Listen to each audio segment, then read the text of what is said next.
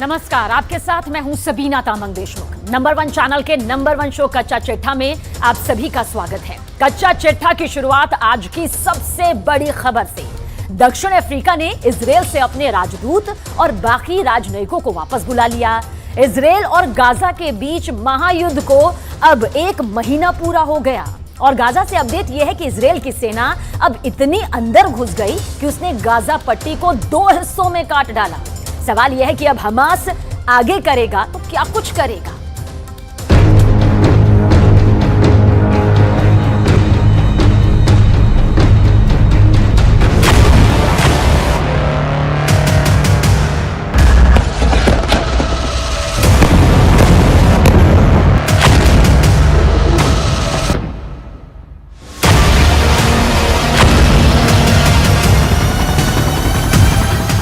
Israel और Hamas का युद्ध, जंग का 1 महीना पूरा हुआ और इस 1 महीने में इतना खून खराबा हुआ कि दोनों तरफ मिलाकर 12,000 लाशें गिर चुकी हैं।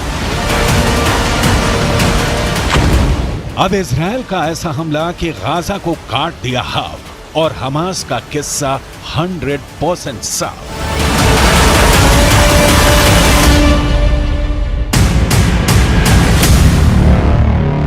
यही इजरायल का मकसद है, यही इजरायल का इरादा है।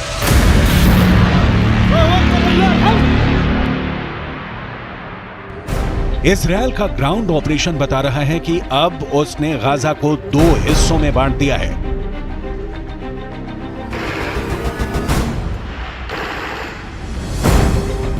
या कहें कि गाजा को 2 हिस्सों में काट दिया है।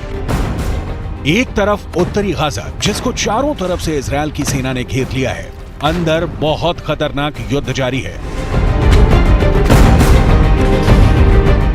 तो दूसरी तरफ दक्षिणी गाजा, इजरायल की कोशिश है कि उत्तरी गाजा में हमास के पूरे कैडर को खत्म कर दिया जाए। लेकिन उत्तरी गाजा में इजरायल की जमीनी कार्रवाई उस जगह से बहुत दूर नहीं जहां गाजा के सबसे बड़े अस्पताल भी हैं। लेकिन इस वक्त इजरायल से पूरी दुनिया मांग कर रही है कि गाजा पर बमबारी को रोका जाए, यानी सीज फायर हो। 1 महीने के युद्ध को लेकर इजरायल कहां पास हुआ है, कहां फेल हुआ है। 7 अक्टूबर को हुए हमले के बाद हमास के खिलाफ जंग में इजरायल के 2 मकसद थे। पहला, हमास के पास से करीब 250 बंधकों को आजाद कराना, जिसमें इजरायल अभी तक कामयाब नहीं हुआ है। दूसरा, इजरायल हमास को जड़ से खत्म करना चाहता है, लेकिन अभी तक इसमें भी इजरायल फेल ही साबित हुआ है।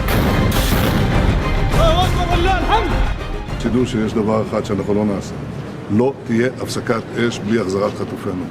שיוציאו את זה בכלל מהלקסיקון. אנחנו אומרים את זה גם לאויבינו וגם לידידינו.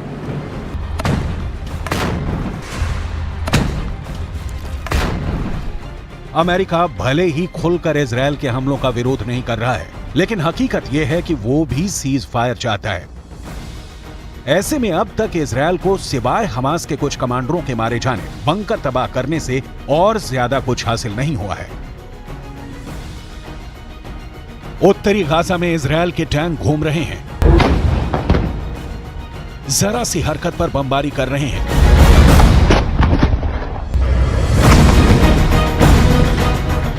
इजरायल अब पूरी तरह हमास को घेर कर मारना चाहता है। इजरायल ने गाजा को कैसे 2 हिस्सों में काट कर रख दिया है, इसे समझना बहुत जरूरी है, क्योंकि यहीं से इस युद्ध की अगली लड़ाई और आने वाला खतरा पता चलेगा।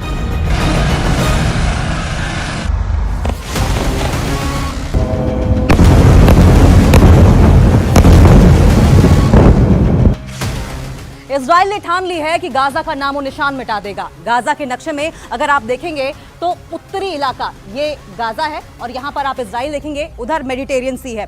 गाजा के उत्तरी इलाके में पूरी तरीके से सेना को तैनात कर दिया गया है। वहीं दक्षिणी इलाके में भी अगर आप देखेंगे तो यहां भी सेना की तैनाती की गई है। इस वक्त इजराइल में सेना मौजूद है। उसने उत्तर शोर से आगे बढ़ते हुए कई किलोमीटर तक दक्षिण तक ऑपरेशन चलाया हुआ है। ये उत्तर शोर आप देखेंगे और यहाँ पर दक्षिण शोर भी देखिए। और अगर आप देखें तो उत्तर का जो पूरा इलाका है वो पूरी तरीके से दक्षिण के इलाके से कट गया है और शायद इसी को लेकर जो इजराइल के सेना के प्रवक्ता हैं, उन्होंने साफ तौर पर कह दिया था कि अब गाजा एक देश नहीं रहा बल्कि दो देशों में बढ़ चुका है। वहीं इजराइल की सेना ने दूसरा मोर्चा उत्तरी छोर से 10 किलोमीटर नीचे खोला है, ये जगह जो आप देख रहे हैं, और इसीलिए हम कह रहे हैं कि उत्तरी छोर दक्षिणी छोर से पूरी तरीके से कट चुका है और यहां से उसकी सेना गाजा को चीरते हुए भूमध्य सागर यानी कि यहां तक पहुंच गई है। न सिर्फ इतना, यानी कि अब एक बात समझिए कि जो उत्तरी गाजा है और दक्षिणी गाजा है वो पूरी तरीके से इनका कनेक्शन टूट चुका है, आपस में पूरी तरीके से कट चुके हैं। बीच में इजराइल की फोर्स यहां पर मौजूद है और यहां पर गाजा में तमाम लोग भी फंसे हुए हैं। ये जो इलाका आप बीच का देख रहे हैं, ये सबसे ज्यादा आबादी वाला इलाका है। उत्तरी गाजा पूरी तरीके से इजरायली फोर्सेस से, जो नीला इलाका आप देख रहे हैं घिरा हुआ है, यहां भी इजराइल की सेना है और यहां पर भी अगर आप देखें तो इजरायली सेना है, यानी कि चारों तरफ से इजराइल की फौजों ने गाजा को घेरा हुआ है। यहीं पर गाजा के 3 बड़े अस्पताल हैं। अल शिफा अस्पताल, इस अस्पताल के बारे में आप जानते हैं कि यहां पर हमास के तमाम बंकर्स के होने का दावा किया जा रहा है और इन तमाम बंकर्स में कई आतंकवादी ऐसे हैं जो छिपे हो सकते हैं। उनकी सेना को मदद में लाए जाने वाले जो तमाम हथियार हैं वो भी यहां हो सकते हैं। और इसके अलावा अल कुद्स अस्पताल यहां पर है। वहीं अगर एक और इंडोनेशियाई अस्पताल की बात करें तो वो भी यहां पर है, जिनका इस्तेमाल हमास के तमाम आतंकवादी ढाल के तौर पर भी करते हैं। ये वो जगह है जहां पर हजारों लोगों ने आसरा लिया हुआ है और अब इजराइल की सेना यहां बहुत करीब पहुंच चुकी है।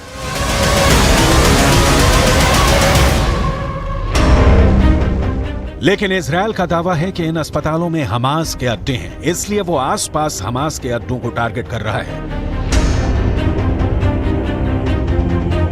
Here you can see the IDF soldiers exposing a tunnel opening.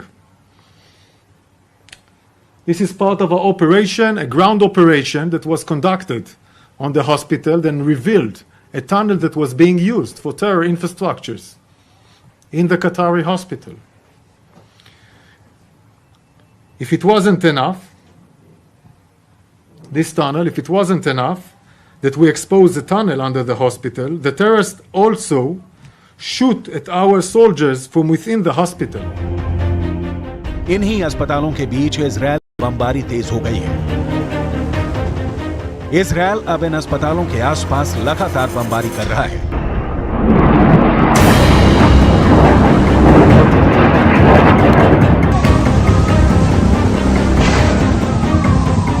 ऐसे ही कई हमलों के बाद हमास ने भी जवाबी कार्रवाई की और उत्तरी इजरायल में कई शहर उसके टारगेट पर हैं।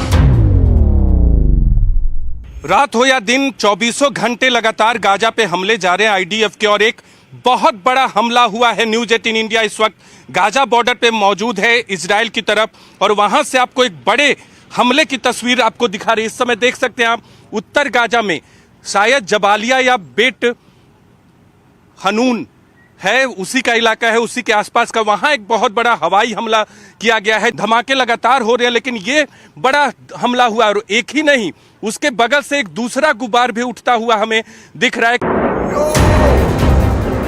हमास के रॉकेट को रोकने का दबाव बहुत ज्यादा है और अब हिजबुल्लाह की तरफ से भी जो प्रेशर आया है उसे इजरायल का आयरन डोम भी नहीं झेल पा रहा। इस वीडियो को देखिए जिसमें आयरन डोम से निकली मिसाइल फेल हो गई और लौटकर वापस इजरायल में ही आ गिरी। इस वीडियो से पता चलता है कि अब आयरन डोम बहुत ज्यादा दबाव में है।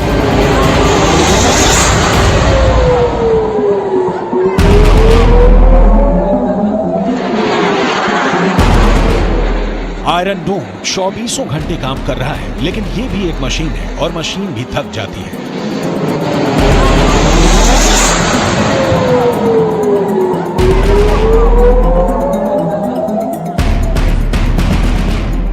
रॉकेट हमलों के बीच इजरायल का दावा है कि गाजा के अस्पतालों के नीचे हमास के अड्डे बने हुए हैं, जहां हथियारों से लेकर फ्यूल सब कुछ छुपा कर रखा जाता है। लेकिन इजरायल अभी तक कोई ठोस सबूत नहीं दे पाया है।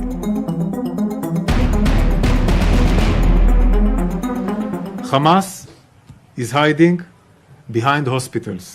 Hamas is sickly exploiting hospitals to disguise its war machine. Our war is with Hamas, not with the civilians of Gaza. We will not accept Hamas' cynical use of hospital to hide their terror infrastructure. I want to repeat. तुर्की के लोगों ने Erdogan से बहुत ही खतरनाक मांग कर डाली। तुर्की में मौजूद फिलिस्तीन के समर्थक ये मांग कर रहे हैं कि एर्दोगन अपनी तुर्क फौज गाजा में भेजें। गाजा के हालात से एर्दोगन पहले ही बहुत दुखी है और अगर इसी तरह राजनीतिक दबाव उन पर बढ़ता रहा तो गाजा वर्ल्ड वॉर का ट्रिगर पॉइंट कभी भी बन सकता है।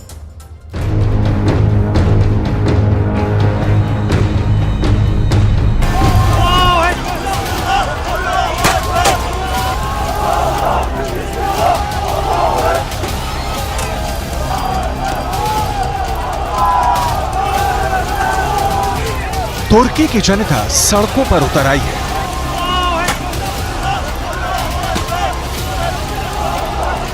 तुर्की के लोग इजरायल और अमेरिका के खिलाफ नारे लगा रहे हैं। अगर विरोध प्रदर्शन सिर्फ यहीं तक होता तो बाइडेन और नेतन्याहू को इससे कोई फर्क नहीं पड़ने वाला था, लेकिन तुर्की के नाराज लोग जो फिलिस्तीन के लिए नारे लगा रहे थे,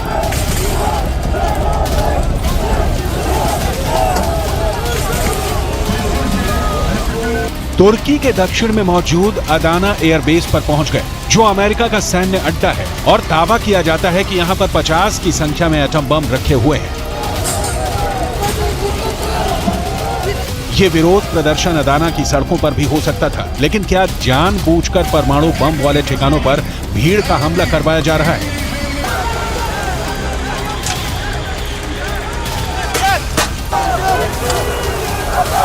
क्या रूस और ईरान मिलकर कोई बहुत बड़ी साजिश रच रहे हैं,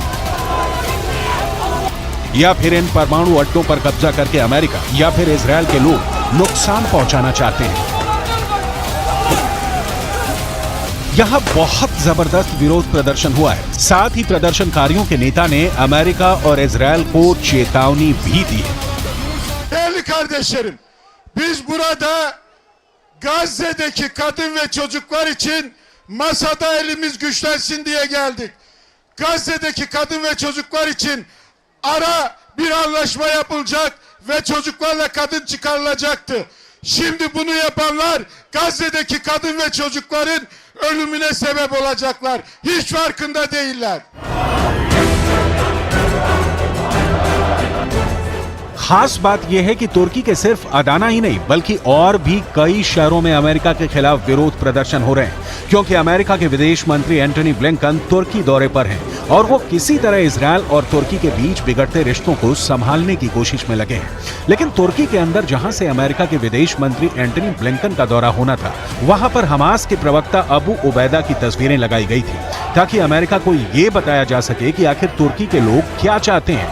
इजरायल और फिलिस्तीन के कुछ अखबारों में तो यहां तक छपा है कि तुर्की के लोग ये मांग कर रहे हैं कि तुर्क सेना को गाजा के लोगों की रक्षा के लिए रवाना किया जाए। तुर्की के राष्ट्रपति तैयब एर्दोगन एक मंझे हुए राजनेता है, पब्लिक की नब्ज को समझते हैं, इसलिए उन्होंने तुर्की के इस्तांबुल में एक बहुत बड़ी रैली की थी और नेतन्याहू को आतंकवादी कहा। Ufkumuzun uzandığı her yerde kalplerini ve gözlerini bize çevirmiş kardeşlerimizin derdiyle dertlendiğimiz, yardım eli uzattığımız, gerektiğinde sınırlarımızı açtığımız kardeşlerimize yaptığımız gibi Gazze için de bugün olduğu gibi kıyamdayız. इस मौके पर बेहद चालाकी से अमेरिका ने ओहियो क्लास की अपनी परमाणु पनडुब्बी भूमध्य सागर में उतार दी है। अमेरिका की नौसेना ने बताया है कि उसकी ओहियो क्लास की एक परमाणु पनडुब्बी यूएस सेंट्रल कमांड के ऑपरेशनल एरिया में पहुंच गई है। कमांड ने सोमवार को सुएज नहर से गुजरते हुए इस परमाणु पनडुब्बी की एक तस्वीर भी प्रकाशित की है। आमतौर पे पनडुब्बियों की तैनाती को गुप्त रखा जाता है, क्योंकि जब तक वो दुश्मन की नजर में ना आएंगी तब तक ज्यादा प्रभावी रहेंगी। लेकिन बावजूद इसके अमेरिका ने ये ऐलान किया है कि उसकी पनडुब्बी भूमध्य सागर में तैनात है ताकि इजरायल के दुश्मनों में खौफ का माहौल पैदा हो। हालांकि अमेरिका की नौसेना ने ओहियो क्लास की इस परमाणु पनडुब्बी की पूरी पहचान का खुलासा नहीं किया है, लेकिन इस तरह की पनडुब्बियों में टॉम हॉक क्रूज मिसाइलें होती हैं। इन पनडुब्बियों में ट्राइडेंट 2 बैलिस्टिक मिसाइलें भी होती हैं, जो अमेरिका की परमाणु मिसाइल है और एक साथ कई वॉर हेड ले जा सकती है।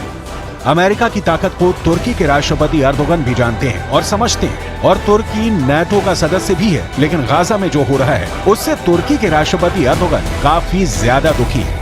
İsrail tam 22 gündür açıkça savaş suçu işliyor. Şimdi İsrail, biz de seni savaş suçlusu olarak dünyaya ilan edeceğiz. Ve şimdi bunun hazırlığı içindeyiz. Bunun çalışmasını yapıyoruz ve savaş suçlusu olarak İsrail'i dünyaya tanıtacağız. लेकिन Israel ने Hamas को खत्म करने का फैसला कर लिया है और वो युद्ध विराम को तैयार नहीं है। अमेरिका भी इजरायल का साथ दे रहा है और दूसरी तरफ जॉर्डन, कतर, यूएई, सऊदी अरब, तुर्की, ईरान, ये सभी मुल्क जल्द से जल्द युद्ध विराम चाहते हैं। तुर्की के विदेश मंत्री के साथ एंटनी ब्लिंकन की मुलाकात हुई है, लेकिन मतभेदों को रोक पाना अब आसान नहीं रह गया है और उसकी वजह बिल्कुल साफ है। तुर्की के राष्ट्रपति एर्दोगन गाजा में इजरायल की कार्रवाई को नरसंहार की संज्ञा दे रहे हैं। Ülkenin kendini savunma hakkı varmış. Tamam da adalet nerede? Adalet nerede? Gazze'de savunma değil, açık ve alçak bir katliam yürütülmektedir.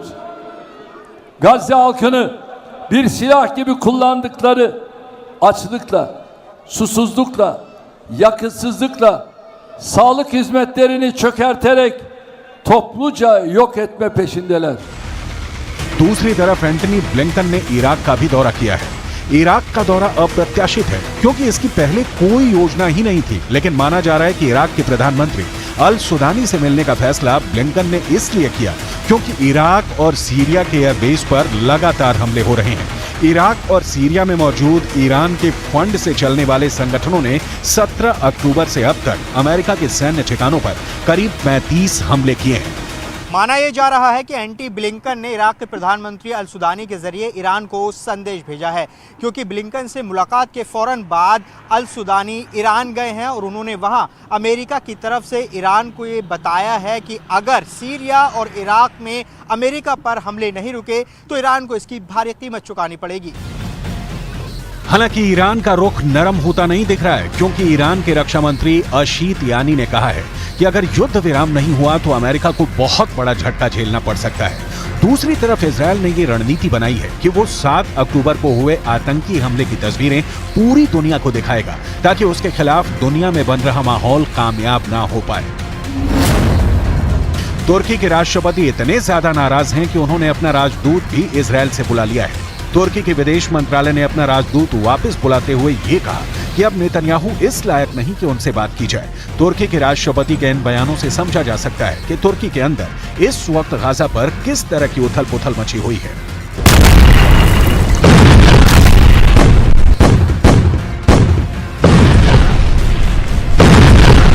Ülkenin kendini savunma hakkı varmış. Tamam da adalet nerede? Adalet nerede? Gazze'de savunma değil, açık ve alçak bir katliam yürütülmektedir. Gazze halkını bir silah gibi kullandıkları açlıkla, susuzlukla, yakıtsızlıkla, sağlık hizmetlerini çökerterek topluca yok etme peşindeler. कुल मिलाकर अगर Gaza में ऐसे ही Israel बम बरसाता रहा तो पूरा waste Asia अस्थिर हो सकता है।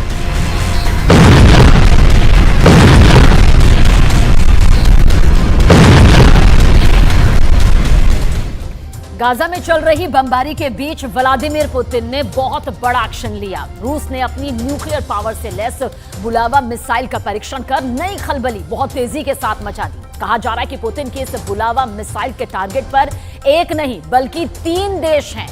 यही बात ज़ेलेंस्की और जो बाइडेन के बाद नेतन्याहू को बेहद परेशान कर रही है।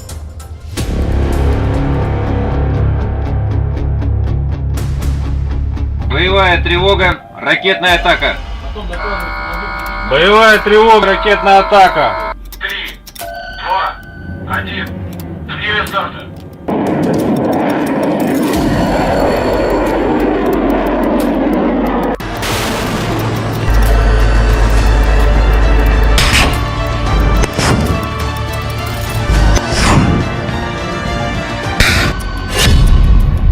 पुतिन के न्यूक्लियर बुलावा का बवंडर। По морской цели. 1, 0. पानी वाली मिसाइल से पुतिन करेंगे विनाश।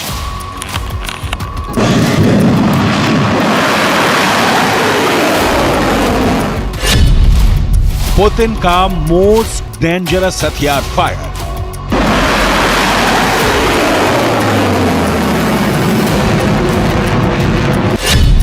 एक बुलावा, 3 शिकार। पुतिन ने अपने हथियार भंडार से अब वो निकाला है जिससे तबाही की कहानी इतिहास ने ना कभी देखी ना कभी सुनी है।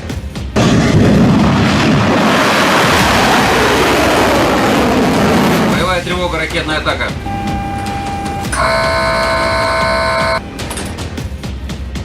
रूस ने अपने हथियारों के जखीरे में एक और महाविनाशक हथियार शामिल किया है। रूस की नई परमाणु पनडुब्बी से परमाणु शक्ति संपन्न बुलावा मिसाइल दागकर रूस ने सफल परीक्षण किया है। ये बुलावा मिसाइल अमेरिका तक मार कर सकती है। रूस की परमाणु चालित पनडुब्बी इंपीरेटर अलेक्जेंडर 3 ने न्यूक्लियर हथियार ले जाने में सक्षम बुलावा बैलिस्टिक मिसाइल का परीक्षण किया। 3, 2, 1. Активация старта.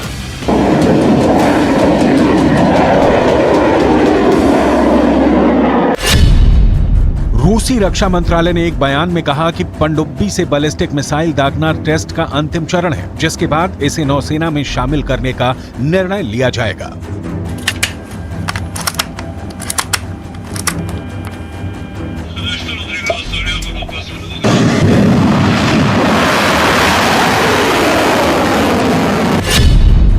रूस की ओर से जारी बयान के मुताबिक मिसाइल रूस के उत्तरी तट के पास सफेद सागर में पानी के नीचे लॉन्च की गई। अंतर महाद्वीपीय मिसाइल ने रूस के सुदूर पूर्व में मौजूद कामचटका प्रायद्वीप पर एक टारगेट पर हमला किया। इस दौरान मिसाइल ने हजारों किलोमीटर का सफर तय किया और टारगेट को हिट किया। वाशिंगटन डीसी से लेकर कीव तक, तेल अवीव से लेकर मिस्र तक खौफ का नया माहौल पैदा हो गया है। बुलावा मिसाइल की बात करें तो ये 12 मीटर लंबी है, जिसकी रेंज लगभग 8000 किलोमीटर है। ये अपने साथ 6 न्यूक्लियर हथियार ले जा सकती है। रूसी नौसेना की ये एक बड़ी ताकत है।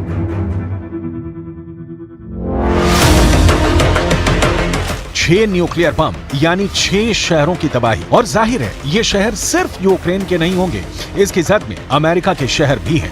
रूस ने अमेरिका तक मार करने वाली मिसाइल का परीक्षण करके पश्चिमी देशों को कड़ा संदेश दिया है। ये मिसाइल रूस का सबसे खर्चीला हथियार कार्यक्रम बताया गया है। बुलावा मिसाइल की ताकत रूस को इस क्षेत्र में अभेद बनाती है। बुलावा मिसाइल जिस नई पनडुब्बी से लॉन्च की गई उसकी डिटेल समझनी भी बहुत जरूरी है। इंपीरेटर अलेक्जेंडर 3 नई बोरेई श्रेणी की परमाणु पनडुब्बी में से एक है, जो 16 बुलावा मिसाइलें ले जा सकती है। नौसेना के पास बोरेई क्लास की 3 परमाणु शक्ति से चलने वाली पनडुब्बियां हैं। एक का परीक्षण पूरा हो गया है, 3 अभी निर्माणाधीन है। रूस ने बुलावा की फायरिंग का वक्त नहीं बताया, लेकिन जब आप इस बुलावा मिसाइल की खासियत जानेंगे तो क्लियर हो जाएगा कि वक्त किन देशों का खराब हो सकता है बुलावा फायर होगी तो। क्योंकि कहा जा रहा है एक बुलावा का 3 शिकार है। पहला अमेरिका, दूसरा इजराइल और तीसरा यूक्रेन। इन तीनों देशों से रूस की दुश्मनी जग जाहिर है, क्योंकि 3 में से 2 देश तो अमेरिका की सुरक्षा में सांस भरते हैं। तो बात सबसे पहले यूक्रेन की, क्योंकि पुतिन के लिए यह युद्ध नासूर बन गया है। ना खत्म हो रहा है, ना पुतिन को निर्णायक जीत मिल रही है।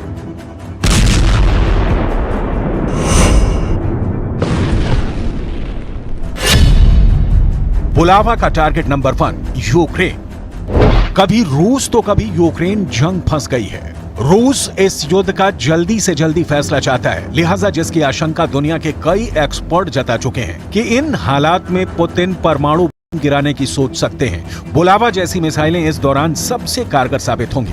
पुतिन इसे ब्लैक सी से कीव पर दाग सकते हैं। इसे रोकने में यूक्रेन में तैनात अमेरिका का पैट्रियट डिफेंस सिस्टम भी नाकाम साबित हो सकता है। बुलावा लॉन्च की टाइमिंग बता रही है कि पुतिन को चिंता इस वक्त सिर्फ अपने युद्ध की नहीं, इजरायल युद्ध की भी है, क्योंकि इजरायल में भी रूस अपना स्टेक मानता है, जमीनी नहीं कूटनीतिक। बुलावा का टारगेट नंबर 2 इजरायल। रूस इजरायल के बीच क्या चल रहा है उदाहरण देखिए, जिससे ये तय हो जाएगा कि पुतिन बुलावा का मुंह इजरायल की ओर करते हैं तो इसमें बहुत आश्चर्य की बात नहीं होगी।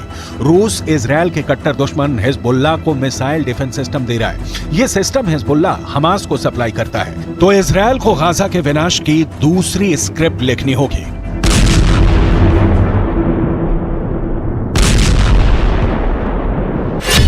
हिजबुल्लाह को रूसी हथियार।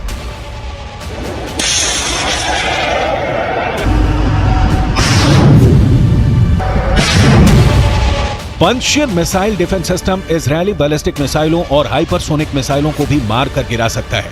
रूस ने दावा किया था कि SA-22 air defence missile system America के पैट्रियट मिसाइल सिस्टम के बराबर है।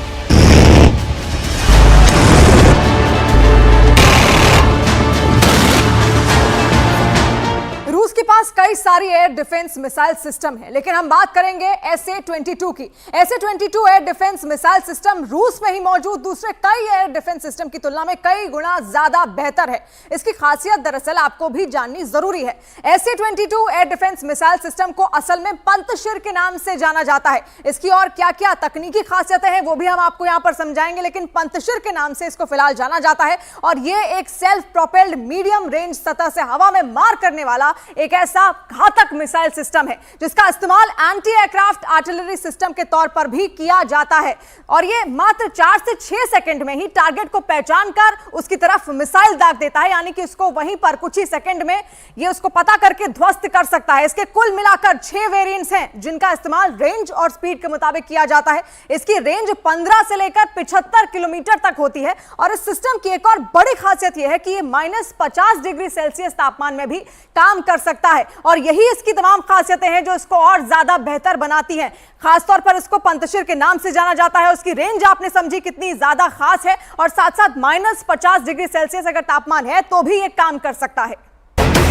हिजबुल्लाह का खाद पानी ईरान से आता है और रूस को जो कामिकाज़े ड्रोन हाथ लगे हैं उनकी सप्लाई ईरान ही करता है। लिहाजा हिजबुल्लाह को हथियार देने का मतलब है कि रूस ईरान से गलबहियां कर रहा है, और सीधे तौर पर ना सही परोक्ष रूप में ही रूस हमास को मदद पहुंचा रहा है। इजराइल और रूस की दोस्ती कभी दांत कटी रोटी वाली हो ही नहीं सकती। दरअसल इजराइल का रक्षक है अमेरिका, और जिसके साथ अमेरिका खड़ा है रूस उसके साथ खड़ा हो ही नहीं सकता। हालांकि पुतिन ने अभी इजराइल के मामले में कुछ भी बड़ा या खुलकर नहीं बोला है, लेकिन रूस की तरफ से हिजबुल्लाह को हथियार मिलना पुतिन के स्टैंड को बिल्कुल साफ करता है। इजरायल हिजबुल्लाह को निपटाए बिना सिर्फ हमास के खात्मे से चैन की सांस नहीं ले सकता। लिहाजा हिजबुल्लाह पर इजरायल किसी भी वक्त चढ़ाई कर सकता है। जाहिर है लेबनान में घुसते ही ईरान और रूस इजरायल के सामने होंगे। इसीलिए कहा जा रहा है कि बुलावा का पैदा किया खौफ तब पुतिन के काम आएगा। बुलावा का टारगेट नंबर 3 अमेरिका। बुलावा की रेंज जैसा कि हमने आपको बताया 8000 किलोमीटर बताई जा रही है। अब जरा नक्शे पर रूस और अमेरिका के शहरों के बीच की दूरी देखिए, क्योंकि बुलावा का टारगेट जब भी होगा एक यूक्रेन की ओर होगा तो दूसरा अमेरिका की ओर।